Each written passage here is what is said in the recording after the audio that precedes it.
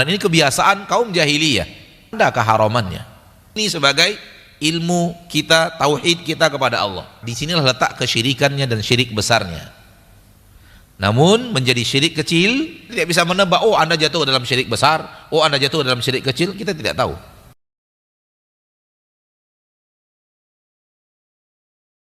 Masuk kepada dalil-dalil yang dibawakan oleh Syekh Muhammad Ibn Abdul Wahhab dalam judul bab.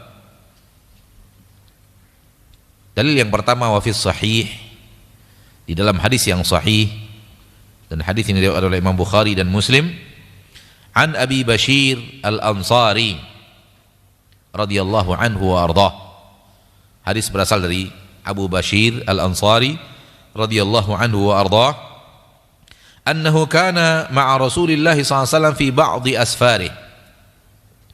Beliau suatu saat mengatakan bahwa beliau bersama Rasulullah sallallahu alaihi wasallam dalam salah satu safar di antara safar-safar Nabi kita tercinta sallallahu alaihi wasallam.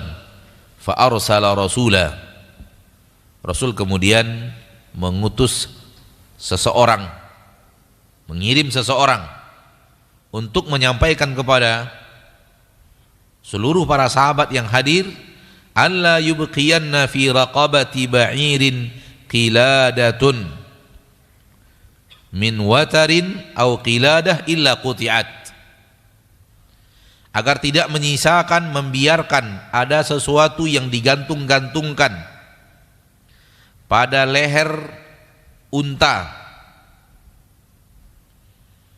baik gantungan biasa saja, bergantungan atau gantungan berasal dari watar. Watar itu adalah tali yang biasanya dipakai untuk busur,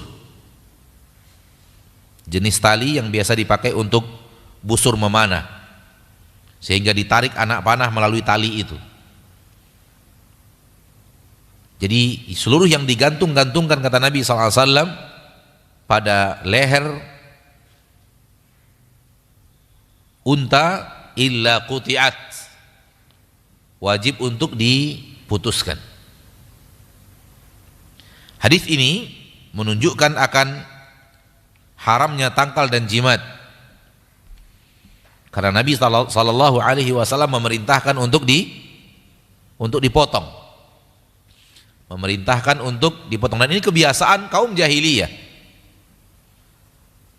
Tangkal yang mereka lakukan, yang mereka gantung-gantungkan, tidak hanya di rumah, bahkan sampai kepada hewan-hewan. Ini sudah kita sampaikan pada pertemuan yang lalu bahwa kebiasaan orang-orang jahiliyah, Quraisy jahiliyah, sampai kepada hewan mereka pasang tangkal, karena kekhawatiran terhadap mudarat yang akan datang kepada hewan mereka tersebut. Dan kebiasaan kaum jahiliyah meyakini bahwa ketika tangkal itu digantungkan maka hewannya akan selamat, hewan piaraan mereka akan selamat dari mara bahaya.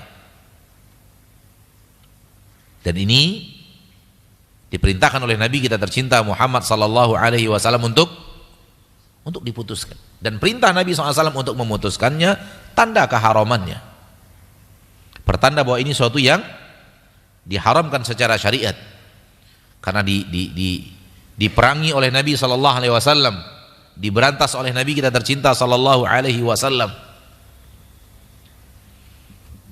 dikarenakan yang menjaga apapun di permukaan bumi hanya satu-satunya penjaga, yaitu Allah Subhanahu wa ta'ala.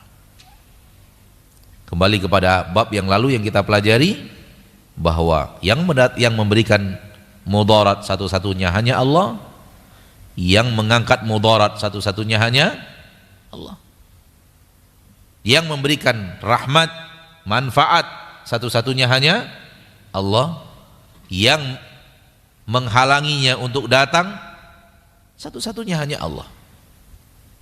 Tak ada yang bisa melakukan apapun manfaat atau mudarat kecuali hanya Allah Rabbul Izzati wal Jalalah. Dialah Rabbul Alamin, Rabb seluruh alam semesta. Ini dia tauhid. Yakini, hati kita meyakini semuanya Allah yang melakukan, semuanya Allah yang berbuat. Kalau datang pun mudarat, Allah tabaraka wa ta'ala yang telah berkehendak mudarat itu datang. Kalau dia datang, satu-satunya yang bisa mengangkat hanya Allah Rabbul Izzati wal Jalalah. Adapun diyakini bahwa ada satu benda yang bisa melakukan itu dan benar-benar benda itu yang melakukannya, syirik besar. Karena kita telah memberikan haknya Allah kepada benda itu.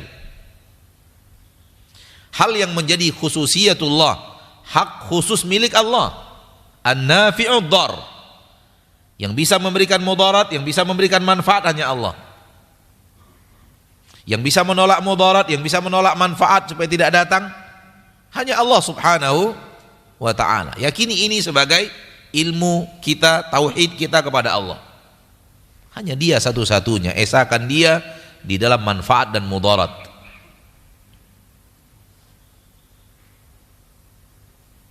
Dan ini akidah tauhid. Ketika telah diberikan hak itu kepada selain Allah,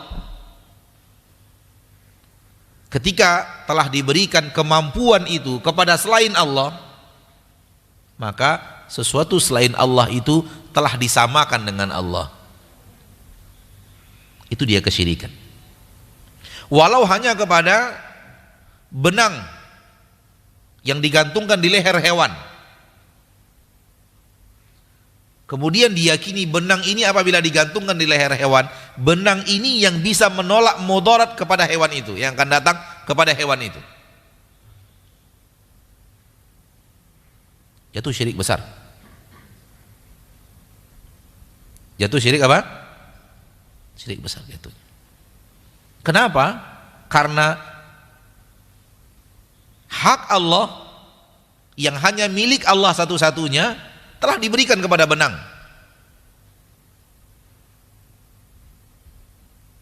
Nampak kesyirikannya? Dia telah menyamakan benang dengan Allah. Dari titik mana? Dari sisi mana? Dari sisi bahwa benang ini bisa menolak mara bahaya yang akan datang ke unta.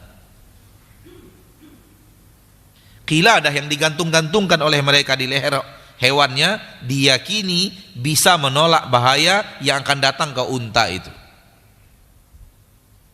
Dan unta tentu tidak hanya unta dan apapun dan hewan apapun dan gantungan apapun. Ya. Maka disinilah letak kesyirikannya dan syirik besarnya. Namun menjadi syirik kecil manakala hanya dijadikan sebagai ikhtiar, sebab, dan hati tetap meyakini Allah tabaraka wa ta'ala yang menolak mudarat. Digantungkan juga, dikerjakan juga gantungan-gantungannya seperti orang-orang jahiliyah menggantungkan, namun Allah tahu isi hati orang yang menggantungkan, tidak meyakini bahwa benda ini yang bisa menolak mudarat, benda ini yang bisa menolak mara bahaya. Tidak diyakini seperti itu, tapi dia yakini hanya ini usaha untuk menghindar dari mara bahaya. Namun saya benar-benar yakin yang memberikan perlindungan dari mara bahaya satu-satunya adalah Allah. Tapi caranya begini. Nah, ini jatuh kepada syirik kecil. Dan hati-hati, karena masalah hati di sini. Dan perlu kita sampaikan terus bahwa masalah hati hanya orang yang punya hati itu yang tahu. Kita tidak bisa menebak, oh Anda jatuh dalam syirik besar, oh Anda jatuh dalam syirik kecil, kita tidak tahu. Karena itu masalah hati. Dan kita tidak punya kemampuan apapun untuk masuk ke dalam hati manusia, mengetahui apa isi hati itu. Namun Allah pasti tahu isi hati itu. Akan tapi wajib untuk kita sampaikan bahwa menggantung-gantungkan seperti itu untuk menjadikannya tangkal dan jimat syirik. Kalau tidak masuk syirik besar, kalau tidak masuk syirik kecil, dua-duanya syirik. Dan syirik kecil adalah dosa besar. Namun apabila dibandingkan dengan syirik besar, dia menjadi kecil. Karena saking besarnya syirik besar. Dan apabila kita lihat kaum muslimin dan kaum muslimat di negeri yang kita hidup di dalamnya, dan kita mendengar cerita kaum muslimin dan kaum muslimat yang hidup yang di negeri yang kita hidup di dalamnya, kita pun mendengarkan masih sangat banyak yang belum lepas daripada tangkal dan jimat. Hanya Allah yang bisa menilai, bahwa mayoritasnya meyakini bahwa benda itu yang punya kekuatan, benda itu yang punya kemampuan, sehingga jatuh ke dalam syirik besar, waliyadzubillah.